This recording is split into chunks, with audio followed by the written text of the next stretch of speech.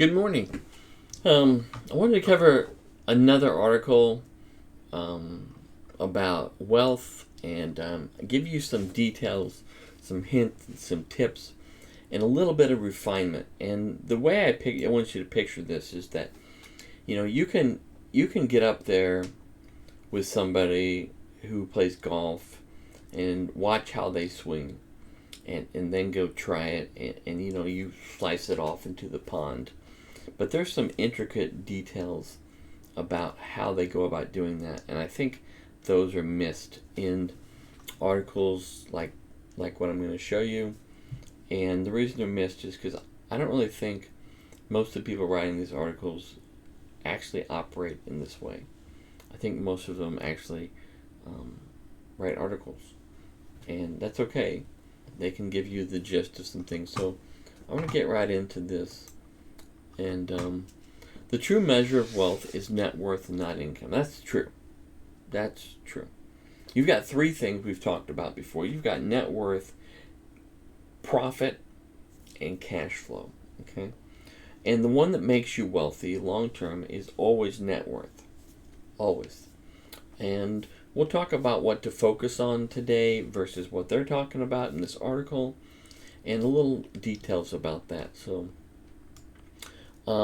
income from employment is a primary source of creating wealth for people. That is true. When you work for someone else, you know what your income is going to be, at least for a period of time, unless you get fired, which is fine. And there's very little risk in that wealth. It comes in, and you know what's coming in, and you can make a plan based on that, which is a great thing. However, your income levels do not create your wealth levels. That's true. There's very little relationship between your income and your wealth. Okay. In fact, if you make $200,000 a year and you spend $200,000 a year, you don't have any wealth. Okay. And in fact, you might need $4 million to retire, which is far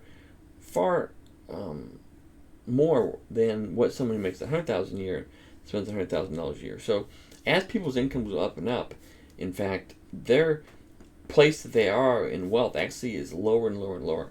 They're in a more and more risky situation. Less and less jobs make that. However, your income does not create your wealth level. True.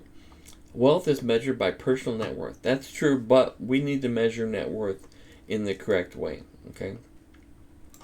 Assets, everything you own minus liabilities. This is not what net worth is. Okay? This is what a journalist says net worth is. Just to be clear. Everything you own is not an asset.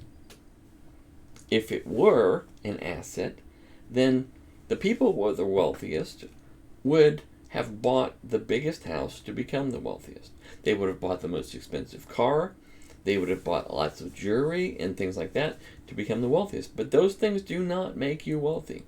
Those things might come at some point far down the road when they're insignificant to you, like a Starbucks drink is today. Okay? But everything you own does not make you wealthy. So an asset is something that is working for you. It's an asset to you. Okay? A liability is something that's working against you. Period. Okay? Now, net worth of all your assets less your liabilities, your personal net worth, provides you with a picture of overall financial health and its true measurement. Now, what we're going to see down below is that her view of assets versus liabilities makes decisions way complicated. Okay? Complicated decisions have high risk of bad decisions. And so what we're going to do is we're going to look at this in a way that helps us to understand what's important and how to make better decisions with those things in a simpler way.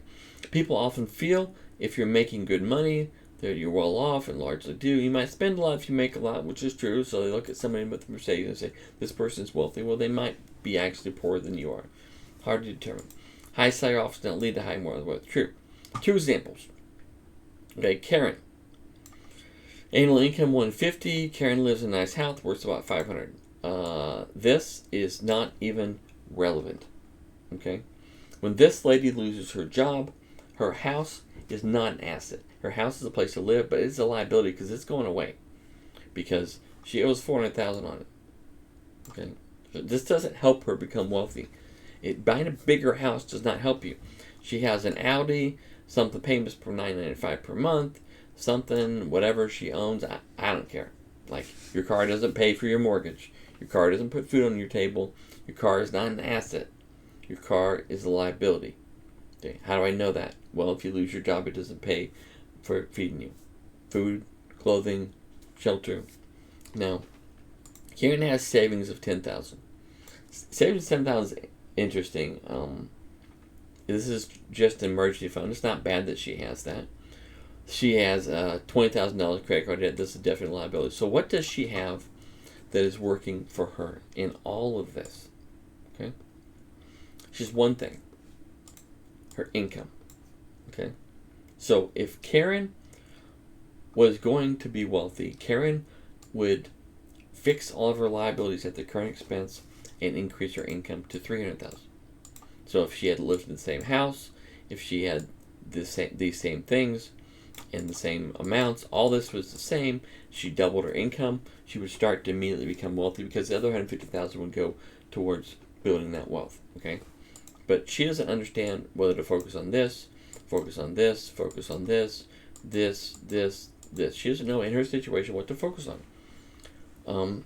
Karen earns $80,000 a year, lives in a modest home valued at $400,000.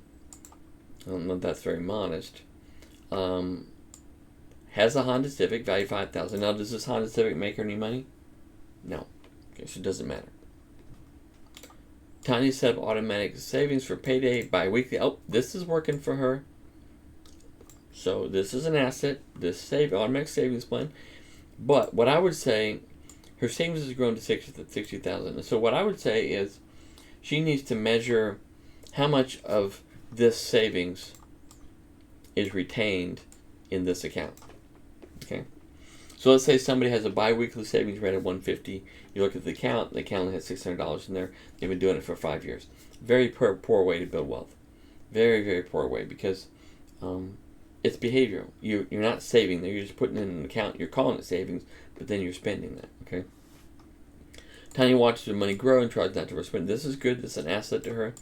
Has a mortgage of $250,000. Okay, I'm okay with all this. Tanya needs to focus on increasing her earnings, fixing her lifestyle where it is, maybe increasing this working for her in terms of savings, maybe taking the savings, learning how to invest it automatically or periodically, so that she can start to build wealth. Okay, she's not building wealth yet. Net worth, assets, everything you owe, personal liabilities, much better a position than Karen. I don't know about that. I think they're both in a pretty bad position. 1, understand your current financial scenario. Okay, we understand it. We showed them their current financial scenario. Personal net worth is how you measure your progress as you start building wealth. That's true. So your personal net worth is about the assets you have, with assets with things working for you, okay, and how those things are growing over time to create income that can pay your bills. Okay, so if you look at these two people, in actuality, what assets do they have? What things do they have that when they lose their job are now paying their mortgage, are now paying their food, their clothing? In actuality, neither of these people have any assets. Okay, and so best they understand that, so they know where to focus. So she has this. The second lady has this savings plan right here, but the savings plan is going into an account. It's not creating assets. If she shifted this into an ETF or an index fund, now she'd be creating something that was an asset, right? So this is here. As you become aware of how to manage your finances, now that you're aware of personal net worth, educated to pay. I mean, this is this lady's view on what net worth is, but I don't think she's right. Net worth offers you a much accurate picture of financial. This is true versus what other people had. Tracks your financial progress.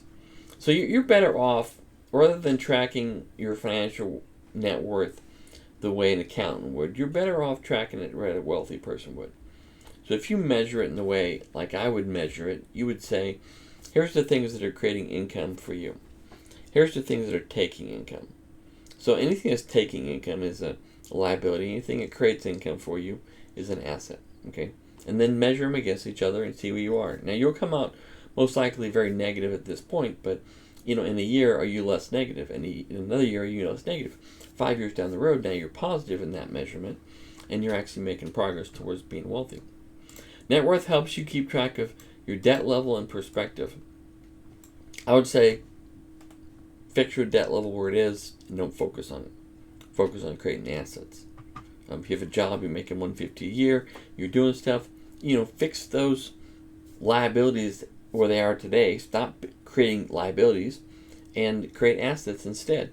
And then your focus is on creating assets. Start paying down debt. I would say you can start paying down debt, but don't focus on starting to pay down debt. Focus on putting those in a box where they don't increase. And then focus on creating your assets.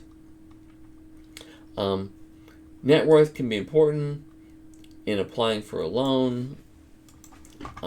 Net worth is important when applying for a loan, but I'm not sure why you would apply for a loan that is a liability to buy another liability. So a car loan, the loan's a liability, the car's a liability, so now you've got two liabilities in that situation. So how do you make a good decision? Well, don't have two liabilities. Either don't buy a car or don't buy a car with a loan. A house, has some utility that you're using it for, but a $250,000 house and a $500,000 house, you live in both. They don't provide anything more for you, and so that's a liability, but it's twice the liability at $500,000 than $250,000. Net worth can be determined applying for a loan.